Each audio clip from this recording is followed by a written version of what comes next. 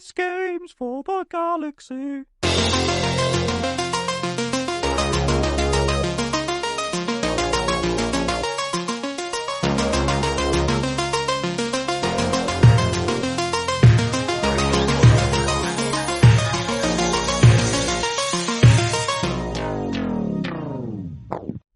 Hello and welcome to Games for the Galaxy. I'm RossTweetsGames and I love video games. Each episode I'll be bringing on a special guest and dropping the absolute bombshell to them that aliens exist. Ooh. They're going to have to answer a series of questions all about the games that hold a special place in their hearts to help convince our galactic friends that video games are bloody brilliant. Just wanted to quickly say thank you for all the support that's been thrown my way since starting this podcast. It's great hearing your stories of listening to it at work or on a walk or even in the car. If you like the podcast, please give it a share on Blue Sky or Twitter and tell all your friends. I know I would if I had some. Also, you can follow me on Blue Sky at ross.tweets.games and Twitter, or X if you prefer, at RossTweetsGames. Today's guest is Deadly Headley. If you don't know Deadly, he's an incredible gaming content creator focusing mostly on journalistic-style videos and articles. He mostly covers Xbox content, but as you'll hear during the podcast, he's completely unbiased, and that's why I'm a massive fan of his. You'll find links to his YouTube and socials in the episode information. Please check them out after you've listened and go and support him as much as you can. But that's enough of me. Let's get started with episode 4 of Games for the Galaxy. Hi and welcome to Games for the Galaxy. I'm your host RossTweetsGames, and today I am joined by an incredible writer, a podcaster and YouTuber, a content creator extraordinaire. It's Deadly Headley! Yay! How are you doing, man? You good? It's a very honourable intro, man. I really appreciate that. Right. I'm very well, thanks, mate. How are you? Yeah, I'm good. I'm looking forward to talking some games with you and finding out a little bit more about yourself, because we've been mutuals on Blue Sky for a little bit, but I feel like I need to learn more about the real Deadly Headley. So this is a nice opportunity. So for anyone that doesn't know who you are, give us a little overview of yourself and your content. Sure. So I run a YouTube channel primarily called Deadly Headley. Mm-hmm. I started the channel because I have a little bit of a background in journalism, and I also work full-time as a professional creative in the advertising industry, specifically a designer. And I had this sort of multitude of this multitude of skills that I wanted to culminate together to try and make something awesome, and obviously gaming related, because it's really the reason why we're all here, isn't it? Because video games are fantastic.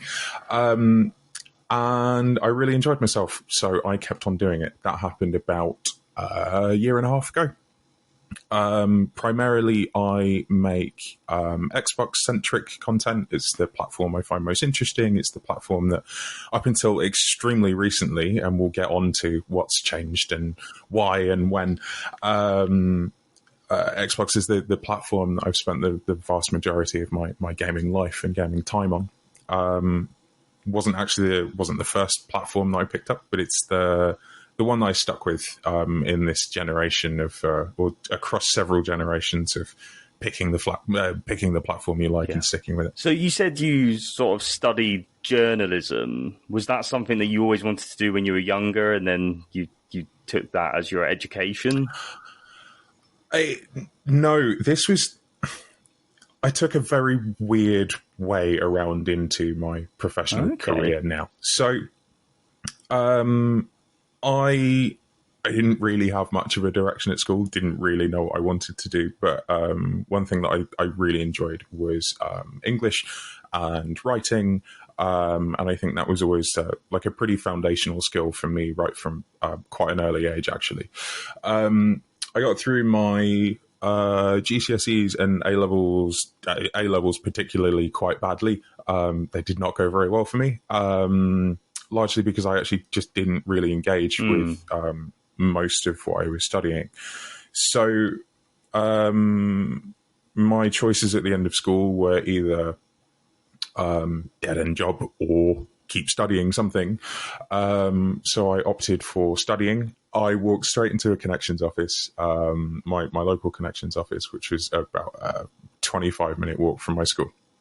And I had told them, hey, I've messed my A-levels up massively. I don't think it's gonna go very well for me, and I know I want to keep studying. I just don't know what. So they asked me what was interesting and what I really enjoyed sort of doing in my spare time and what I was really passionate about. And other than English, the only other thing that I really, really loved at the time but didn't study was music. So I went to go and study music industry, production, and performance at a fairly local college near me. And that sort of helped me develop some of the foundational skills around things like audio recording, video recording, media production in general. Yeah.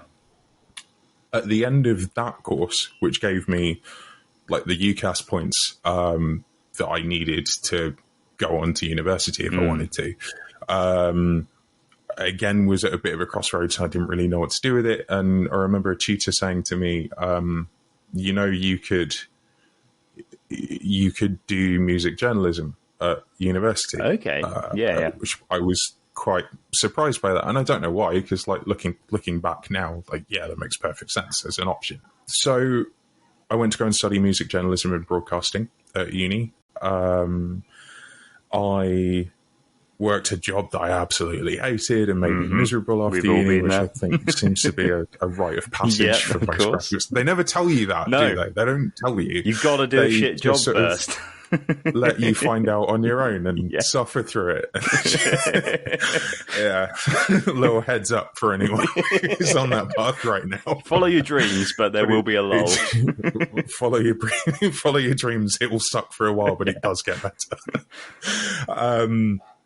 So I basically found myself sort of having to retrain a little bit. I ended up studying the first year of a graphic design degree part-time while working as a junior designer full-time. This was after a couple of years of freelancing in and out of design work and just sort of picking up any experience that I could.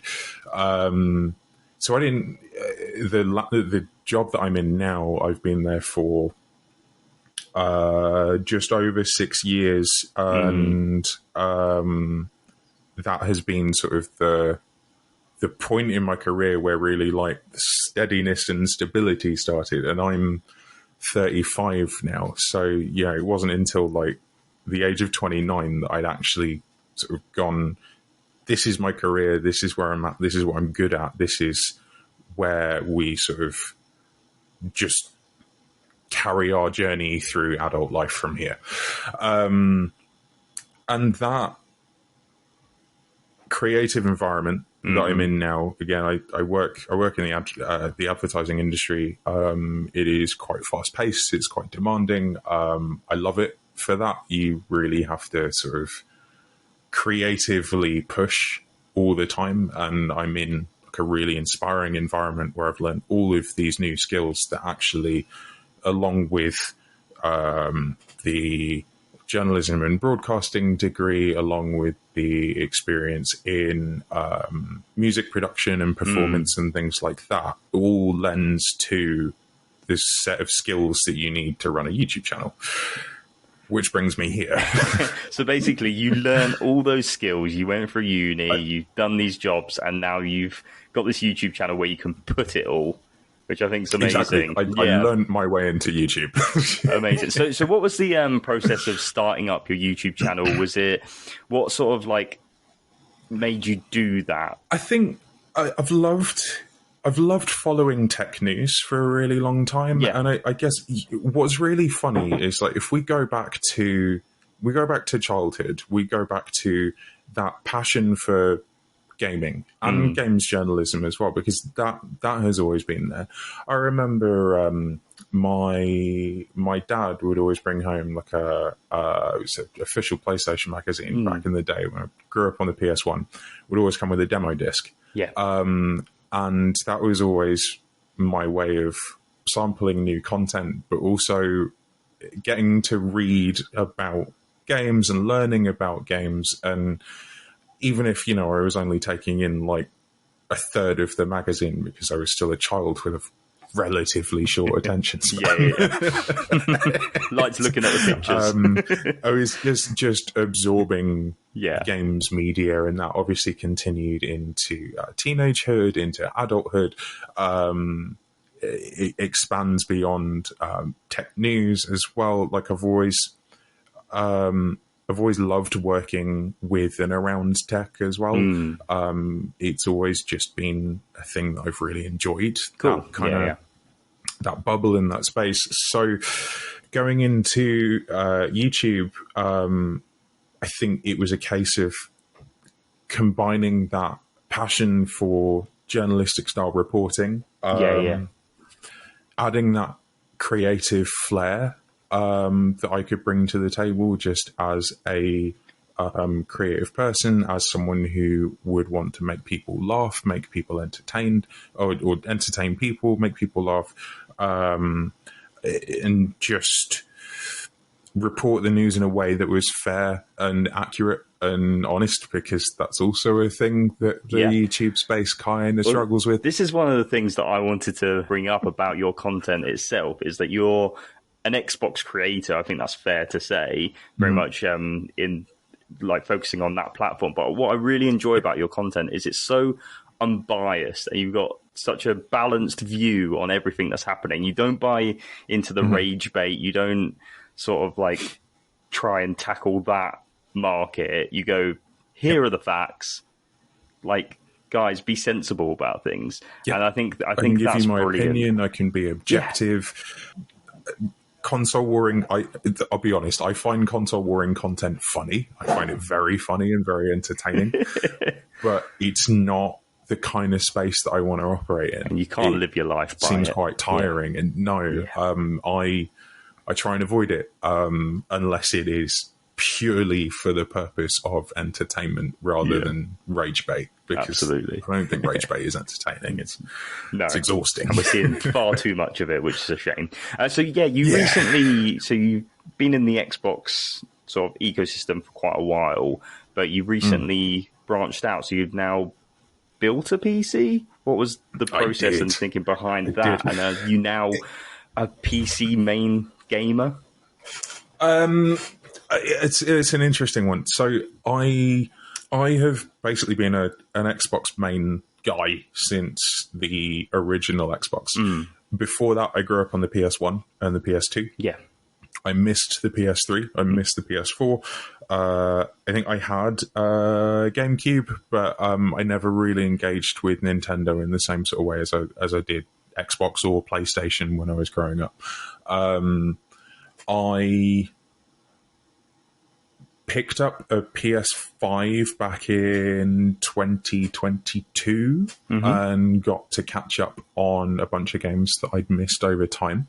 So that was quite nice.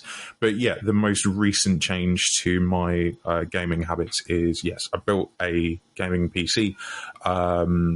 It's also like, it's a machine for content creation. It is a workstation for me to sort of move forward with creative independence, because I had previously been relying on a computer that wasn't mine. That's no longer the case. So it wasn't necessarily just a move for gaming, but oh my goodness, am I going to play so many games on it?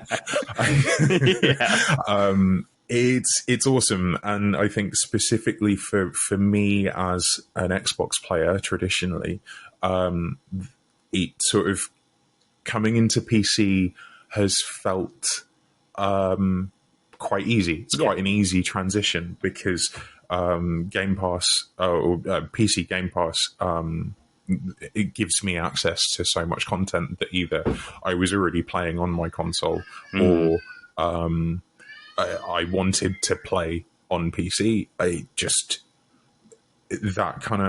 Those lines between console and PC are fairly blurry in my experience so far, which is quite nice. Well, Deadly, I've got another question for you, and I didn't prepare you for this one. It's quite personal, so I hope you don't mind me asking.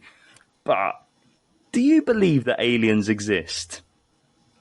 Absolutely. Yeah, Straight absolutely. in, absolutely. Talk to me then. What are your theories? What are you thinking?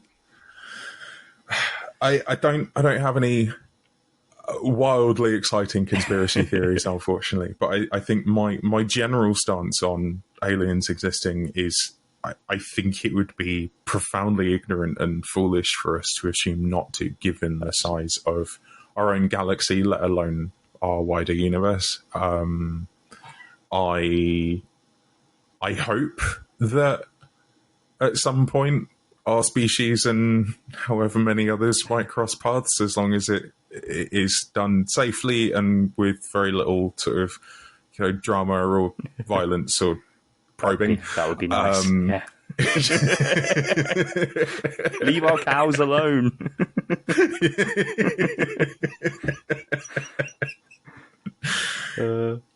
So just playing on this, do you have any idea what you think they might look like?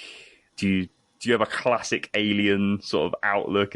When you imagine them, what do you see? That's a good question. I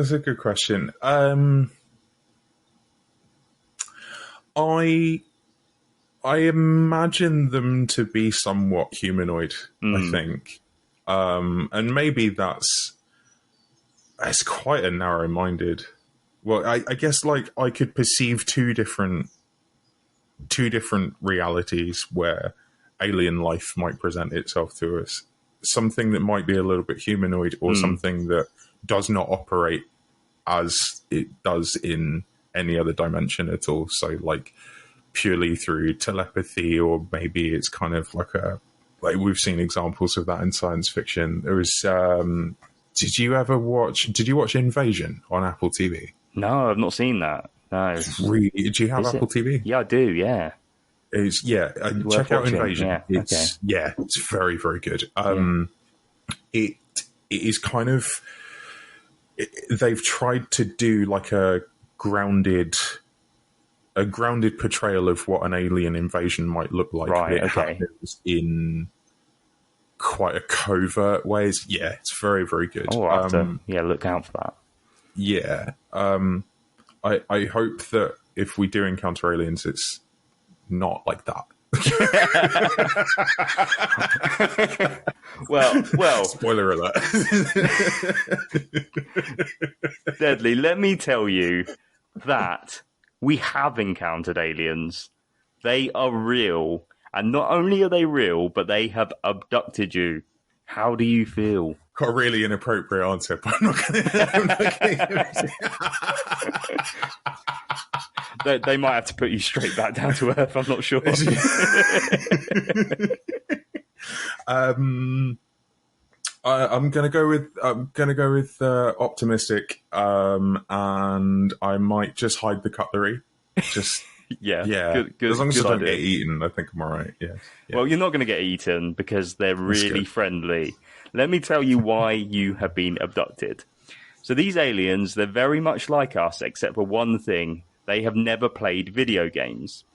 When they were on one of their visits to Earth, because they do like to holiday here, it's one of their top vacation spots, they noticed that people were playing them, and they thought, we want to know more about these video game things. So they thought the best way to learn about video games is finding someone with a real passion for them, and then he found you, Deadly Headley. So you have been abducted, and they want to know all about your favourite games for a series of questions. And the first question they want to ask you is, what is the first game you remember playing? The first game that I remember playing was Sonic the Hedgehog on Sega Mega Drive. That's a great answer. Yeah. Yeah, so set the scene. So how did you come to be playing Sonic? So I think I was about 3. I struggle to remember this far back, but I remember there being a Sega Mega Drive. There's a handful of games that I remember. 2 that really stick out were Sonic the Hedgehog, and it was a Ghostbusters game as well. And I'm really struggling to remember like specifically how that one worked, but Sonic the Hedgehog was obviously a really accessible, really iconic one that was like totally family friendly, relatively easy in terms of like, you know, the mechanics of it. It was not a complicated game, but there was a lot that you could do in terms of how it considered movement and, to a certain extent, physics, sort of limited as Sega Mega Drive was in its capability. Yeah. So was the Sega Mega Drive, was that something your parents had, or do you have siblings? Was it theirs? Do you remember? Again, like I was about 3, so keeping track of some of that is it's quite hard, difficult. Isn't it? Yeah. I know my baby sister was born around that sort of time. Okay. So it could be that actually it was a convenient way to keep me good, keep me quiet while my parents are focusing on my sister. Absolutely. Yeah. Look at the hedgehog. He's blue. He goes fast. I think the first sort of what I do profoundly remember is how we got a PS1. So our PS1 was my dad's. It was bought for him by a group of family friends. They sort of clubbed together to buy him a PS1 for his birthday. And that was something that my little sister and I would also spend quite a lot of time on. Yeah. The first game that I remember loving on that was Crash Bandicoot. I remember being absolutely obsessed with that. That was like a real sort of foundational starting point for me as a gamer, as someone who would sort of then start sort of challenging themselves and working through like time trials. And that game is hard, man. It is hard. It's really hard. I can't believe I used to play it as a kid. I can't remember how far I got, but I definitely never completed it. I think I got to the end with some cheats, but replaying it, it's like, wow, this is some tight platforming, and it's difficult. Yeah, it is. It was an intense one. I think that was that has more of a solid set of memories attached to it than like the Sega Mega Drive does. But I sort of I've basically been playing video games for as long as I can remember. So it's hard to remember the early ones. Yeah. What game made you cry the most? Do you cry at games, Deadly? Not often, but I am a crier for sure. The Last of Us 2 broke me in a whole different way that I was not prepared for. We obviously won't go into spoilers because the TV show's playing at the moment.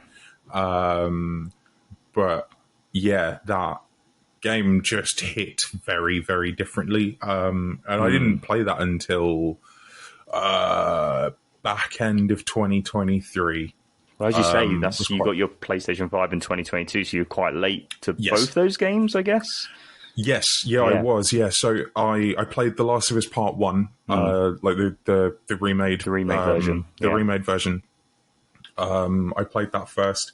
I had very little context of the game other than the spoiler that I guess we can refer to as Season 2, Episode 2. Yeah.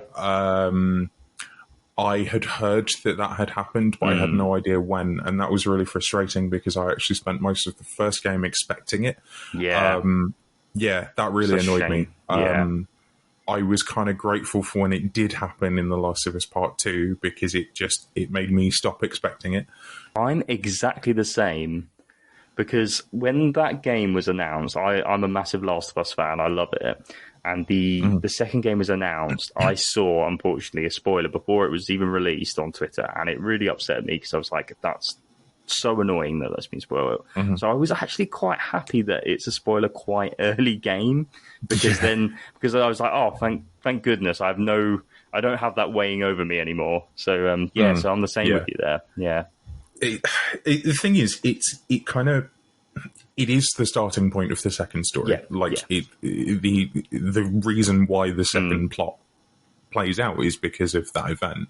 But as someone who came into the first game blind, because I'd gone through the first game came out. Was it 2013? 2013, yeah. So I managed to go the best part of 9 years without knowing anything about the first game at all. That's amazing, to be there. Yeah. In the internet age, that's pretty well. Yeah, pretty good. Only for it to be tripped up by a large spoiler for The Last of Us 2. But yeah, I think the if you've played that game, you obviously know how it plays out. Yeah. I think it's a very complex, very nuanced story. It's a very cathartic one, especially if you have had to process some of the themes that take place during the game, namely grief. And I think the way, trying to avoid spoilers here as well, the way The Last of Us Part 2 forces you to experience different perspectives is a really powerful storytelling mechanic. It's a test of empathy, I always say. Like it's completely agree. Completely agree. But what a game that is, Yeah. The stuff that really got me actually was when it was sort of a retrospective look at the relationship between X and Y at the very end. Yeah. It's the retrospective look when they're out on the porch. Again, in the context of processing loss, just broke me at the end. Like, you know the line. I think I remember the line.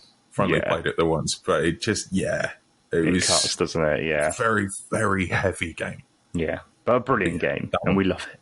Yeah. What is a game you didn't think you'd like, but you ended up loving it? Vampire Survivors. I was really shocked at how much I liked that.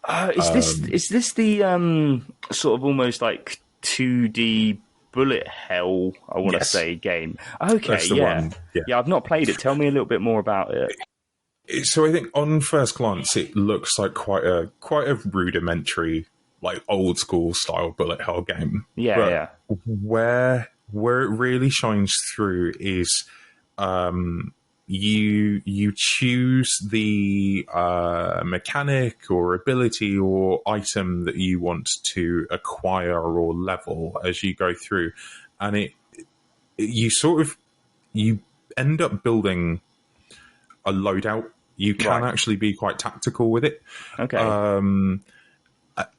Depending on the loadout that you build, actually has quite a profound impact on how successful you are by the end of the game. You almost you are supposed to fail in the early rounds so that you can succeed later on. And I think it caught me off guard by being quite addictive. It's a really Moorish challenge, right? Because you start figuring out, like, this ability opens up a door that I didn't have before. What happens if I put more points into it? Or what happens if I pick this item or this weapon instead? And it just sort of, the way the game escalates really takes you by surprise. Because it does, especially in the age that it came out in, as 2022.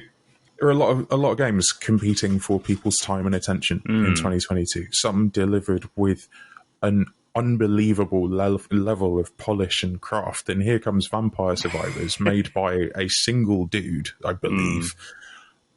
And it just crushed it. I love stories like that, where a game's concept is so good and it's so well done that it doesn't need to be fancy. It doesn't need the best graphics or anything else. It's just, this is fun to play. Pure gameplay.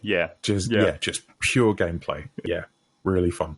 What game is terrible, but you love it anyway? So it might be critically panned or other people don't particularly enjoy it, but you like it. I like this one. So I really had to rack my brains with this. I'll tell you what I did. I went on to, because I don't often take note of how games score on Metacritic. I know that, like, some people swear by it, like Twitter especially seems to just like play list games with it or list wars with it all the time. They like the colours green, orange, and red. Yeah.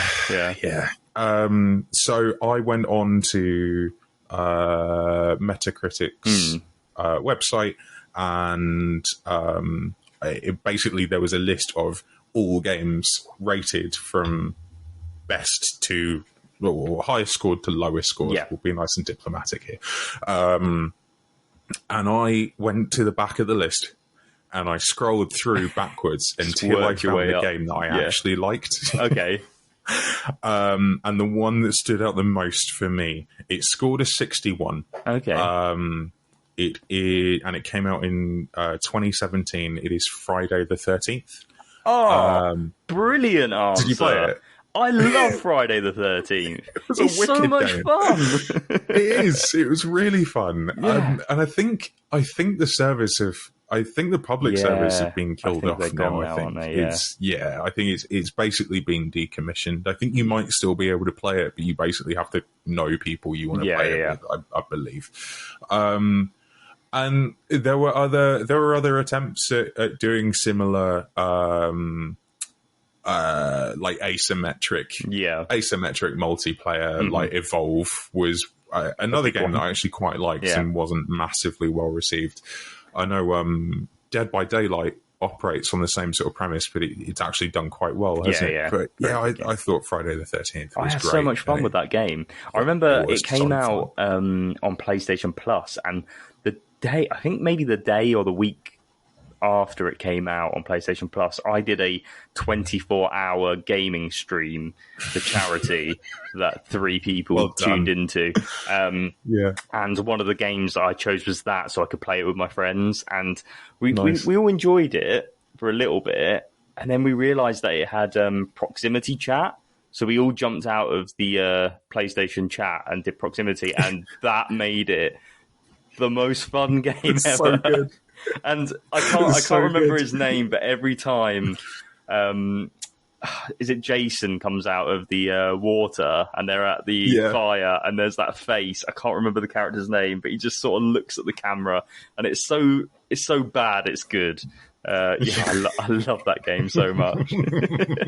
Great answer. I always remember is one time I was playing it on like open game chat. And like I heard these other guys like all the different campers like communicating with each other, and I saw Jason coming, so I bolted past them, and I remember them realizing why I was running.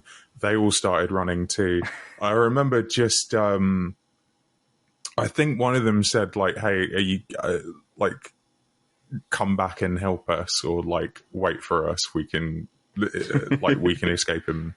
We can escape him together or deal with him together, something like that. I don't know.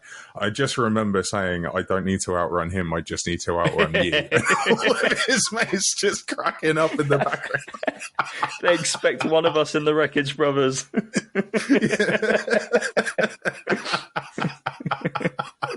Amazing. What a game. God, what a game. It was so fun. It was really, really good. And I think, it's a shame that it's a shame that critically it landed when it did. And I think a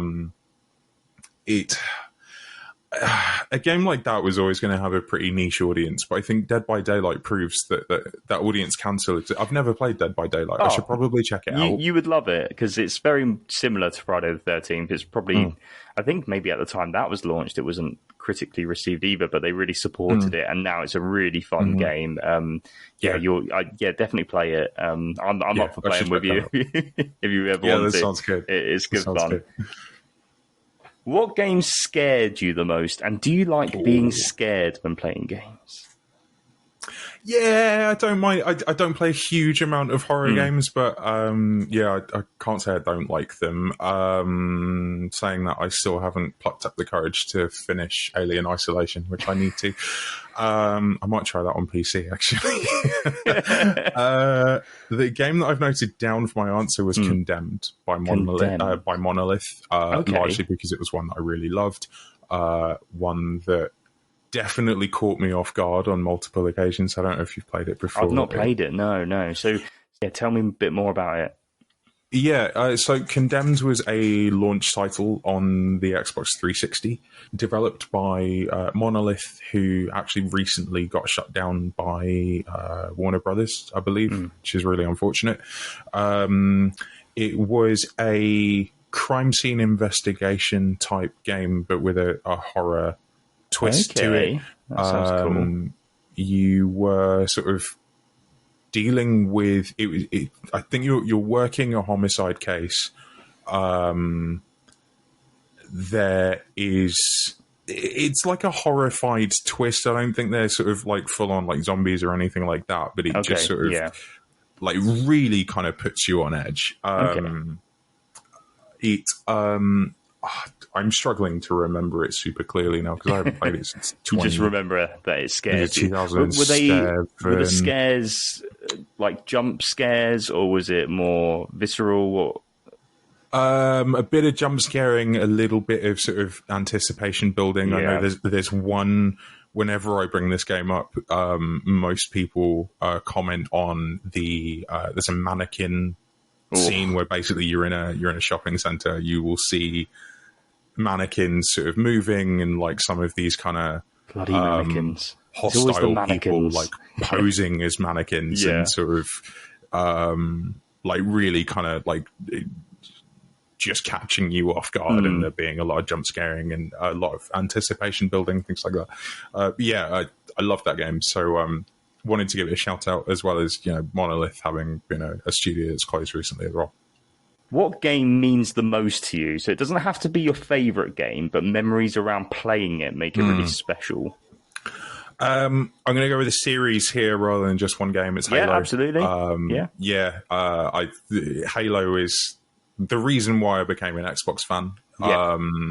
It just, I think I enjoyed playing shooters, but Halo just fundamentally turned me into an FPS player. I remember being absolutely captivated by the universe that it built, the storytelling around it. The gameplay obviously was phenomenal, and the multiplayer side of things like that really captured the multiplayer zeitgeist for a long time back in its heyday as well. Halo has always been a special series for me. So when you got your Xbox, was Halo one of the first games that you played on it? That was the reason why I got it, yes. So I first played Halo 1 or Halo CE, Combat Evolved, just after with two of my close friends, a guy I was at school with and his older brother, they got an Xbox for Christmas back when we were kids. And me and the guy from school, we were constantly hanging out together all the time, or we'd actually we'd alternate weekends where we were going around each other's houses and we'd rent a movie, we'd rent a video game, eat pizza, and basically what kids at sleepovers could do before we all got jobs and had national insurance cards and responsibilities. So it was great. It was a really good time. I'd recommend it. I miss it. I can't quite get back there. It's very frustrating. I remember really enjoying playing Halo Combat Evolved's campaign with him, and then later as more of us got Xboxes, me included, playing LAN parties. I'd at a friend's house as well. We'd sort of have 3 Xboxes hooked up to a router, and just a group of people in each room. At one point, we could actually get 4 people on each screen as well. So I think we had like a 12-player amazing Halo game. Those were really my formative years as a shooter player, as someone who really started sort of engaging with more mature games as well. I'd enjoyed stuff like GTA before then, so it wasn't like Halo was my first sort of more mature game rather than a game aimed towards kids. But still at 12 years old, just that being the genre that made me go, yeah, this is the type of game I like. Yeah, this is fun. Yeah, not to mention all, the like I said, the world building, the storytelling, the character building, within that universe, and also the social aspect of it, because as you say, I bet you played a lot of Halo 3 online, and but Halo 2 was my first sort of real long-term multiplayer stint where it's just like pre-wireless internet as well, still on the OG Xbox. I've still got people on my Xbox friends list. I don't play with them very often, but I remember playing Diablo 4 with someone that I first met on Halo 2 like 20 years ago now. It's mad, isn't it? Yeah, that's great. Yeah, I think that game for me profoundly changed what like the social side of gaming, especially gaming online, meant as well. Like constantly meeting up with the same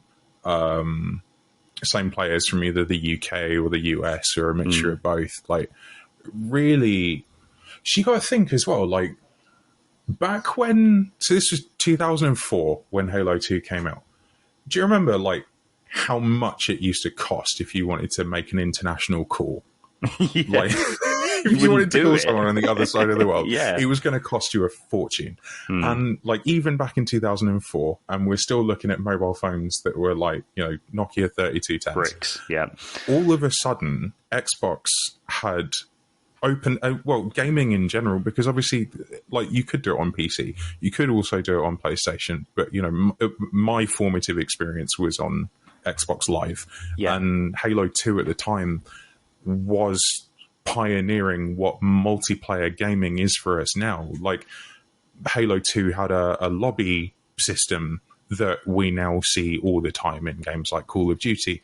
It profoundly changed and really led the way in what online gaming, especially on a more accessible platform like console as opposed to PC, was as well. Really was fundamental to online gaming. And obviously, as I've talked about, like, quite formative for me in terms of how I still engage with games, how I still like playing with other people. Like, the Halo series for me captured that magic at the time, and really sort of led the way for a hell of a lot of games that we see now. What video game character do you have a crush on, Deadly Headley? Let's get into the good stuff. This was really difficult as well, but when she came into my head, she didn't leave. It's Black Cat from Spider-Man. It's Felicia Hardy. What an answer! Like, I mean, it's definitely her. Were you always a Spider-Man fan growing up? Did you? Yeah, I was. Yeah, I actually really loved the first Spider-Man game on PS1. I want to say it was what a game! Yeah, I love that one as well. Game.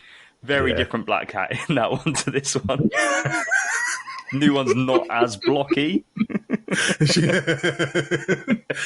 The modern day Black Cat is far less triangular. Less PS1 Lara Croft. I mean, she's amazing. And she gets introduced in the DLC, doesn't she? She's not in the main game, but I think they captured her really well in that storyline. Like, it was really fun. So wildly like suggestive, considering how tame the rest of that game is. Like, let's just have some fun with it. The main game's out of the way. Here's the spicy stuff. The kids aren't going to play the DLC. They're bored by now. This is for the grown-ups. They've moved on. Spider-Man Remastered, by the way, was a game that I was really excited about playing on the PS5. So it's a funny story. So 2018, I had been made redundant from my previous job. I had also landed the job that I have now. Right. And I actually like, it's a very rare occurrence, but I was fortunate enough to basically make a bit of money out of my redundancy because I got back into work so quickly. And I almost bought a PS4 so that I could play Spider-Man. But I also needed new clothes for work, so I opted for new clothes. And I really wanted to buy the PS4. I'm glad that I waited until I got the PS5, and it did not disappoint. I loved it. I thought it was brilliant. I thought the story that was set out, the real variety of Spider-Man characters in that first one. I think across the board, I enjoyed the first one a lot more than I did the second one. I am with you. Yeah, I preferred the first one. But to be honest with you, saying that, I love them all. I love that one. I love Miles Morales, and I like number 2. I just think number 1 just pips it, maybe. But they're great games. Gameplay wise, they're so fun. Like, the traversal is awesome. It's you don't fast travel in that game. Why would you? You do not do that. No. I do like the fast travel system in 2, though. The way that kind of seamlessly transitions you in is really, really nice. What game have you replayed the most? Any of the Halo series. I love the campaigns. Like I said in my previous answer, I love the storytelling in them. So, they get ran through a fair amount. Is there a set sort of, do you have to do it every year, or is it just when you feel like it? I haven't done it every year. It's something I would like to do. Actually, like it is, I would happily make it a yearly thing. It's certainly if I'm struggling with my mental health, if I'm going through a period of depression and I'm struggling, Halo is actually a way of me just sort of grounding and finding a thing that I find a lot of joy in quite easily. I haven't it's a bit of an exclusive for you, Ross. Even though this episode might actually air after I've started, I am thinking and probably will do a first time playing Halo on PC, but only using mouse and keyboard series. Do it. We will be seated. Right, Deadly, what is the worst game you've ever played? It can be a hot Watch Dogs 1. Right, tell me more. That was straight in. Didn't even let me finish, just straight in. The absolute dumpster fire of a game. It feels horrible. It looks like balls compared to what was. I think that was the most egregious Ubisoft downgrade. We had a period where we saw quite a few visual downgrades between what was presented and what was kind of like what was envisioned versus what was actually delivered. And if you look at the first quote unquote gameplay trailer for Watch Dogs, I want to say at an E3 event versus the game that was actually delivered, is a night and day difference, and it is atrocious. It was one of the first games that I had pre-ordered at full price digitally, so I couldn't do anything about it after I bought it on the Xbox One. And I was so disappointed with it and so pissed off with it. It was the first time I bought a game and really felt like I'd wasted my money. And I couldn't do anything. I couldn't trade it in anywhere. I just, was really annoyed. It's just there as a reminder in your library. Did you ever put a lot of time into it? Like, did you complete it in the end? I think I finished it. You did. I think I begrudgingly finished it. I think. But just not the one. Yeah, it was just wank. That's fair. I've not played it. I played Legion, and that might be my answer for that question as well. Also wasn't great. But let's get on to something a bit more positive. What is objectively the best video game ever? So again, it might not be your personal favourite, but it's one that is clearly great. So I changed this answer last minute. So the original answer that I actually put down was Baldur's Gate 3. Oh, but great game. Yeah. I think even objectively, I think it's a fantastic game. The one that I have to put in front of it that I thought of this morning, and I'll give you the reason why, is Mario Kart. Oh, incredible. Yeah. And like, this is coming from someone who, like, we have a Switch in the house. Mrs. Deadly loves the Switch, but I don't really use it that much. But I think Mario Kart is such a universally accessible game. Yeah. Literally anyone can play it at any age, and it's so simple in its premise, but it does a really good job of delivering the ask. And I think it's just, even though it's not necessarily my favorite game, I can't say I don't like Mario Kart. I think of all the people who might not necessarily be gamers, but can go, yeah, I love playing Mario Kart. It's a game that any casual can get behind, as well as any hardcore player. It's a good-ass video game. Yeah, I think, as you say, any age, like I've played it with my nephews, I think anyone that you give a controller can pick up and play that game. Yeah. And I think that's an incredible answer. Deadly Headley, you have been incredible, but before you are put back down to Earth, the aliens want you to give them one video game. Now, this video game they're going to take back to their planet, and they're going to show everyone what video games are. What video game are you giving them? Okay, I've got two answers here. Do you want my real answer, or do you want my incredibly nihilistic one first? Yeah, do that one first.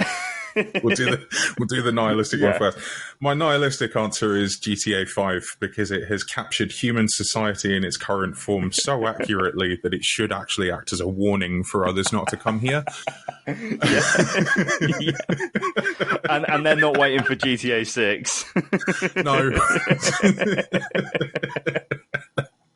My actual answer, I actually think, would be Pong. Pong, I think, again, in its simplicity. Near the beginning, I think, so there's a couple reasons for that, and I'm glad that you said sort of starting them off at the beginning, because I think that's where my head went to, because it introduces the fundamental premise of playing a video game. Like, the predecessor for Pong was tennis, like actual tennis or table tennis. And I think it's so simple in its form, but provides a really simple binary level of competition. I think that it could play well for an audience as well, because it's again a really simple concept that if let's say these aliens, and we already know that they holiday here and they think video games are awesome, so we can give them a little bit more credit. But if we were to take video gaming at its sort of base level, Pong would be the starting point. And actually what I'd really love to see would be how that then inspires innovation in the alien race. That's a great answer. Rather than giving them something like Pac-Man could actually be quite another fun one in its simplicity as well. So you've gone down the route of give them something quite early and then let them explore it from there, and then we'll rent our games from them. Oh, you got that one? Yeah, we don't have that one. Bring it over. Sounds good. That's amazing. Like intergalactic Game Plus. Yeah, absolutely. Deadly Headley, you have been incredible. Before you go, tell us where we can find you and what content to look out for. So you can find me at Deadly Headley on YouTube, first and foremost. You can also find me on Blue Sky and Twitter, aka the Toilet app. I am still using Twitter. I have actually just sort of changed my notification settings a lot so that I hear less nonsense from people, which is quite nice. But Blue Sky is really lovely. It's definitely my preferred social platform. But really all of my creative stuff is on YouTube. And because I now have a PC, you should start seeing content from me more frequently as well. I also will give a shout out to Xbox Era. I'm a contributor over there as well, so I do actually occasionally write a written piece for them. I will be producing more video content for them as well. Yeah, that's me. Amazing. Right, let's get you back to Earth.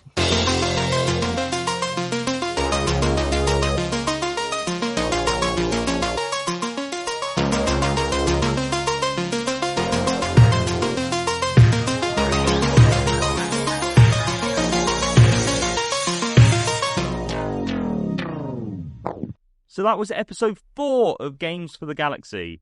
Thanks again to Deadly Headley for being an incredible guest, and of course, thank you to you, the listeners. It honestly means so much to me that you've taken the time out of your day to listen, and I appreciate every single one of you. I hope you'll be back for more, and if this is your first time listening, why not check out previous episodes? Every single guest has been amazing. But now it's time to leave you, so as per tradition, I have one last thing to say. Games. Goodbye.